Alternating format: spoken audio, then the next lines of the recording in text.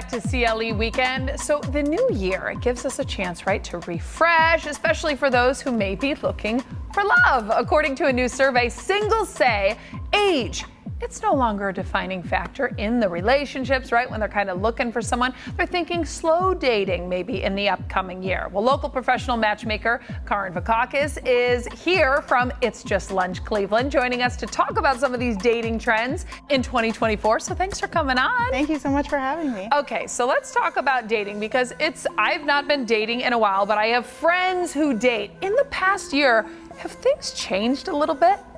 Yeah, in 2023 with the Golden Bachelor especially, You're right. Yeah, people are getting really excited about dating in the later years. And also actually people have been using AI writing tools to craft dating profiles and even texts. Oh, really? Yeah, but at the same time, there's definitely dating app burnout too. So people wanting to meet in person. That's what I ask a lot of my single friends. I'm like, how do you meet people? Are you on all the apps? And they do say exactly what you're saying. Like, it's kind of like not fresh for the dating world. Yeah, I think that's why people really come to us at It's Just Lunch too, for that personalized. Okay, so tell me a little bit about It's Just Lunch. What do you do? We're personalized matchmakers, so we know our clients, we match them and set up the dates. It's super easy for professionals, and I mean, we see a lot of success too, so it's awesome, yeah. Okay, let's talk about new trends because we are in the new year and I feel like everything we're talking about, right, is like something new. What are you seeing? Age, like you said, is not going to be as much of a defining factor.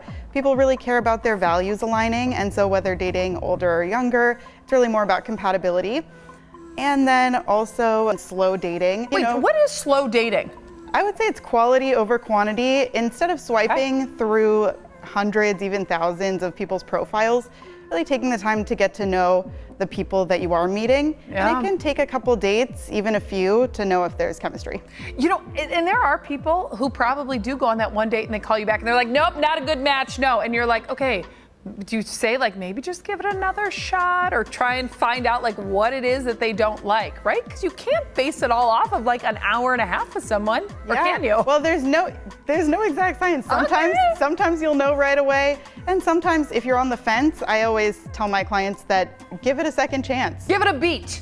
Give it a little beat. Let's talk about first date ideas. Anything that's going to be trending here in 2024? I do think that, I mean, of course, as usual, going to a restaurant, that can be fun, but during the winter, there are other fun activities to do. Maybe going ice skating, going to a museum. But like, do you suggest if you're doing a restaurant, like maybe more like fun, casual? I feel like if I'm going on a first date and we're going to somewhere really expensive, it would be a lot of pressure. Do you? Yeah, so I do think that keeping it casual, lighthearted, maybe just drinks, appetizer, or lunch, something like that, just to get to know a person for a short amount of time and then decide if you want to see them again. Okay, now let's talk about age. Is there something maybe that like older people who are dating are looking for? Because this is like what you're saying, right? We're going to see the age not be as much of a factor. Yeah, well, that's why I think it is very individual for each person and each pairing of people because, people want their values to align and that's different for everyone.